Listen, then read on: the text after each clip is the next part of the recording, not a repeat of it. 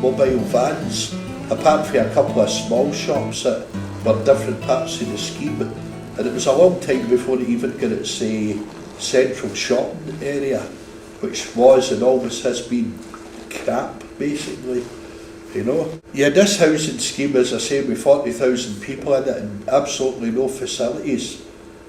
Least of all a pub. There wasn't any pubs in the area, and that's a dangerous situation when you've got 40,000 people, I would think.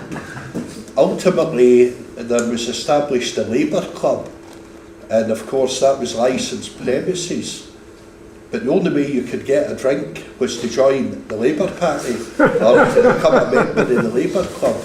So Castlemilk had the biggest Labour Party in the world, you know. There was even one of the councillors there, George Manson, not to be confused with Charles Manson. George Manson was much worse than him. You know? And he had a dog called Macbeth, would you believe? And his dog was a member of the Labour Club. And he actually produced its picture, its ID picture, and his paw mark on it at one point, you know.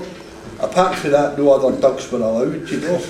His dog couldn't even sign any other dogs in. So that's the kind of setup that there was in Castlemilk, you know. Now at that point, what you've got to try and remember is, it wasn't me, this old codger, that is speaking at the moment. Right, at that time, I was 27-year-old, and in common with a lot of the families, there was a lot of young families at the time, and as I said before, there was no facilities whatsoever. So a lot of these people tried to develop things to meet their needs. For example, there emerged very quickly tenants groups, groups dealing with like family situations, like anything to do with families, like debt situations, play schemes, play groups, various things like that. And over a period of time, we were involved in various things like housing, benefits, education, and schools, because at one point they came, there was a round of cuts at that time when they tried to shut one of the local schools. But I'll get into that shortly. But the whole point is that initially a lot of these things developed out of our needs. So in some ways that was kind of fortunate, in a lot of ways it was unfortunate. The unfortunate thing, we lived in the bloody place in the first place, you know, and it was so deprived. But from this point of view, we were all contained in this geographical area. We were all council rent payers. So we all basically suffered from the same situation. And what we found is that we had to come up with the answers to a lot of these problems. The councillors were useless, of course. It was all Labour councillors, you know. They were absolutely useless. And ultimately people, as I say, started developing these groups. We had a group called the Claimants Union, and just as its name suggests, it dealt with all sorts of welfare benefit type situations. The other groups that we were involved in, it was like maybe a local tenants group, and things would happen like in the multi-storey flats, the lifts would always be breaking down, and we would organise meetings and try to involve people. And the whole thing about this is there was a large core of activists. Now, they weren't born activists, as I say. We learned these things because we were reacting to the situations that we faced. And obviously we developed as we went along, we learned things as we went along. But very early in the game we realised that no matter how many people you had, like for example, we had meetings of 30, 40 people at a time, we realised that that wasn't going to get the changes that we needed. You would need to involve an awful lot of people. And this, in my mind, is the key to everything, right? If you think about it, I'm talking to the converted here.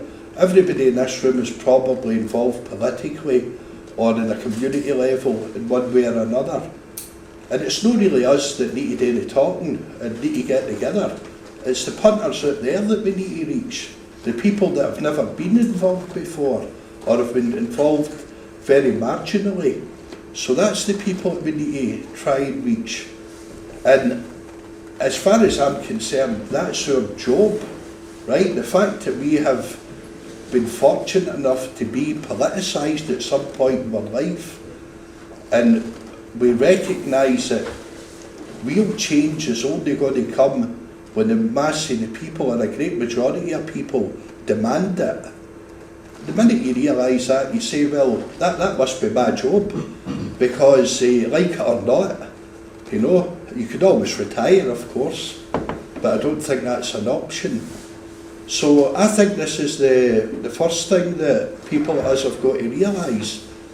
You know, we are only a small minority of people, and I'm quite sure a lot of the majority of people that they are shared would share what we are on about, because they suffer it. You know, we just articulate it, but they know about it. So that's the first thing I would suggest that we all have to do in any situation, is to involve ordinary people. Some of the things that we were involved, that's exactly how we tried to do it. In the Claimants Union, for example, our line was, if somebody had some incidentally, the Claimants Union was composed entirely of claimants. And that didn't mean that somebody that was a non-claimant couldn't come to the meetings. They could come to the meetings. They could even state a point of view, but they didn't have any vote in any issues that affected the Claimants Union. So what we say to people immediately, anybody come up for any kind of help, is we'll help you to do it. We won't do it for you, but we'll help you to do it.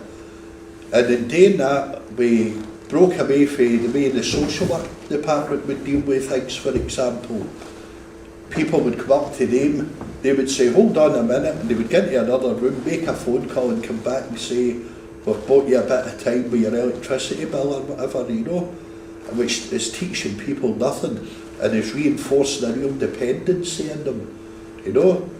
So that's the kind of approach that we tried to take, and it worked, you know. It went for like initially 3 people found their members, to 30 people, to 40 people, to a whole lot of people. And I'm not saying that they people met every day and worked together every day, they didn't, but in some ways that was the strength there. Because we would get a guy coming from Rutherglen and saying, can you help me out here? And we would explain the ethos of the Claimants Union to him, and we'll say, we'll help you out, but more than that, go away back to Rutherglen and find some other people that are claimants, and if you want, we'll come and speak to them. And that's what we did as well. So it went from being one Claimants Union in Castlemilk to about 13 Claimants Unions all over Glasgow at that point. This is about 1981, 82, something like that I'm talking about. So that's what happened there. And in fact, we actually participated with other Claimants Unions down south. We went to a conference down there, they come up here and so on, you know. But that whole thing was reflected in other things we were involved in. But the time they tried to shut down one of the local schools, we became involved in that. And initially, as I say, I seen that as my job, and I don't mean by that I'm the only one that's doing it. You know, it was people like me that were involved in what's laughingly called the community. I don't like that term, you know. We'll use that term when we really do have communities, you know, but at the moment it doesn't really exist. So, you know, we would go up to the school. It was a bonus that we were already coming for the scheme, but sometimes even that could be difficult, because a big housing scheme like Castlemilk, very, very territorial. I don't know if Maryhill's like that as well, but that was very, very territorial. So you would always get people wondering, what the hell are they doing up here? Now this is working class punters you're talking about, who you would think would be grateful for any help they could get. But you know, they're still suspicious because of That's all been ingrained into a lot of us, you know. So you have to overcome that sort of thing. And it always helped if you went up with some practical help. Like we took up a badge making machine, and immediately everybody was making badges, the maids were involved, and the people were talking about doing things. And somebody mentioned at the discussion earlier on, things should be fun. And that's true, that's a very big thing. If you can make all your activities fun, that's a big, big bonus. And if we're ever dealing with situations that Wains are involved with, don't exclude them. Don't say, we're going in a match, we better find somebody to watch the Wains. No, take the Wains on the match with you. It's quite often there things that you're fighting for, like schools or facilities or whatever. Involve the Wains, get the Wains to make banners and all sorts of stuff. And as we all know, Wains are really good at making a noise. So that's really handy if you're going to invade the city chambers or something like that, you know. So that's the kind of thing I'm talking about. Now the thing is, we learned a number of lessons along the way, and some of the important lessons, and it might prove difficult for some people here, you know. I'm not trying to cause any arguments or something, but I'm just going to state some of the lessons that we learned. First important lesson was that direct action is the answer to most things. And what I mean by that is, it's not the only thing, it's like tools in a toolbox. That's not the only tool you've got. You don't get about kicking indoors all the time. But an awful lot of what we did, and a lot of the things that we achieved, could only at the end of the day be done by direct action. And what I mean by that, for example, is if we had a dispute with the housing department, and they never resolved it in a satisfactory manner, we would occupy the housing department. And we would refuse to leave. And of course they would get the cops. And the cops would tell us, you need to leave or you'll all be arrested. And we said, well, arrest us. Right? Now you don't get into these things blind. You've talked about all these things and worked it out. And the cops said, well, will you all accompany us to the police station, which is 50 yards up the road? And we said, no. You know, you're arresting us, you take us to the police station. So they take vans and cars from all over Glasgow. They take us up there, about 30 or 40 people. So the next day we were back occupying the office again. And the cops come down and say, you're under arrest. Will you walk up to the police station? No, etc. You know, so this went on for a number of days. 30, 40 people were arrested each day. But so what? You know, you just go back and you do it again. The end of that story is that ultimately, the day before we were all due to appear in court, a cop came round to the rent office which we were occupying and said, oh, by the way, he's having to turn up to court tomorrow. It was just a load of crap. It's just all the things that they do to try to put pressure on people and intimidate them, etc., etc. Right? So that's a direct action is a very important thing, and I could tell you a lot more about that, talk a lot more about it, but I'm probably over my time now, but try to tell you some of the other things that we learned. Don't trust counsellors, right? I might not need to tell you that one, but generally speaking, and I mean generally, like one counsellor in 100 might be okay, right? So if he's here, you're the man I'm talking about, you know. So, but generally speaking, don't trust counsellors, right? If we needed counsellors, you know, why would we need to complain about something if the counsellors were doing their job, and the MPs were doing their job, and the MSPs were doing their job? Why would we need to complain about anything, right? So, and they'll always tell you, they're the people that are making the cuts. And some of them have got the brass neck to turn up and say they'll support anti-cuts meetings and stuff like that. Grill them, you know, don't take anything they try to tell you as a gospel. You know, you'll find out if you dig into it, check into the minutes in the city chambers and all that. They were on the committees that made the cuts, you know.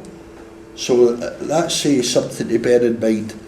And also, you've got to be aware of the trade union's role in situations like this. And I'm not trying to make any enemies of any trade unionist or a trade union. I was a trade unionist at one point in my life, you know. The trade unions are a valuable organisation, But let's face it, at the moment they're reacting to something, a lot of cuts that are happening, will be happening to a lot of their members. A trade union's job primarily is to defend the interests of their members, right? And that sometimes clashes even with other trade unions or society at large. And a lot of you will know about this, but in the 70s there was a lot of power strikes and various things like that. And that was one trade union using its muscle in the interest of its members. But it affected everybody else adversely, right? So it wasn't terribly well thought out. When the miners' strike was on the go, if every trade union had piled in there and supported the miners, Maggie Thatcher wouldn't have lasted as long as she did, you know. And we would have had a different setup the day, you know. So you've always got to be wary, I think, of that. And last but not least, the media. Don't rely on the media to publicise things for you. We've got to do it ourselves. The councillors aren't going to help the media, as they're going to help me, so on. It's up to us to do it. So hopefully that's some of the lessons that we learned. Now the whole thing about this is, how are you going to, having said all that, it might surprise you to hear, I'm not that keen in the idea of anti-cuts campaigns. And the reason I say that is this: everyday life for ordinary people is pretty crap, right? So why do we suddenly become alive when it's cuts times, you know? I went through a lot of my stuff recently, over 35 years, and every decade there seems to be cuts and anti-cuts campaigns. What we've got to say to people is, it's not so much react to cuts, because that's what we tend to do as well. We react to a situation. We should all be demanding a better quality of life, everyday life. And that's what I think you've got to get across to people. They already know it. They're not happy with their life and their lifestyle and scrimping and scraping. But what you've got to help them to do is to articulate that and to give them a sense that they've got every right to be angry, and to help them to focus that anger, you know.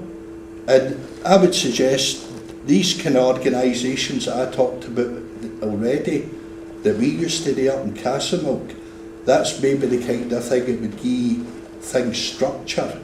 Now all these things are very hard work and they require an awful lot of commitment. They're no things that you could just have like meetings now and again, you know, it's things that people have to work with. But I think I'm well over my time, so I better shut up and sit down at the moment. Okay, so that's it, folks.